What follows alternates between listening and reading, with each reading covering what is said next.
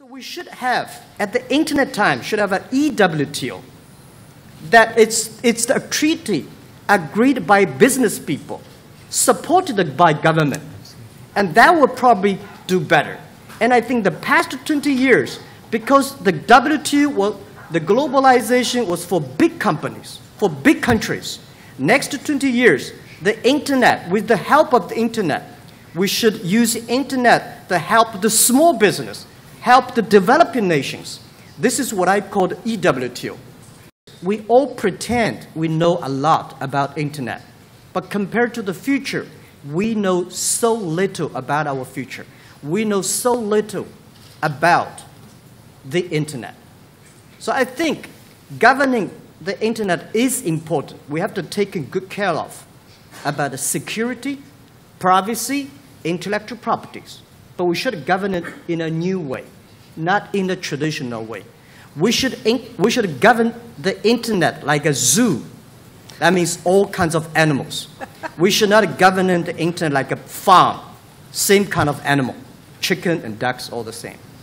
What Alibaba tries to do is that we want to making sure internet is the positive power, positive energy and resources of the innovation for the future. It's difficult for today. We know the business is not easy. We know the world is not good today. But it's difficult to go back to yesterday. Even if you want to go back to yesterday, you will not like it. So let's see what's going on in the future. What's the future look like? I think the government and us, if we talk about the future, we can sit down together talk. If we talk about yesterday, it will be tough. We are not going to help you. Nobody is going to help you if you don't help yourself. This world, don't trust that anybody is going to help you by heart. Only your wife, your parents, your kids. Maybe, and maybe not. Only you have to help yourself. And you make sure that you help your team. You team and you together help your customers. The luck is from your customer, not from company like Alibaba. Because Alibaba tried to help, but Alibaba cannot solve every problems. And Alibaba itself may have a lot of problems. We need a lot of help, you know. 80% of the business, maybe more than 90% of the business in this world are small business. They do not benefit a lot from the globalization. But today with the internet, we can. And I told the China government, a lot of government, we helped.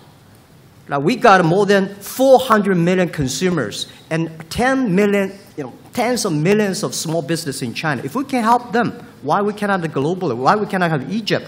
Why we cannot help the Philippines, Norway, Argentina? But it's not easy.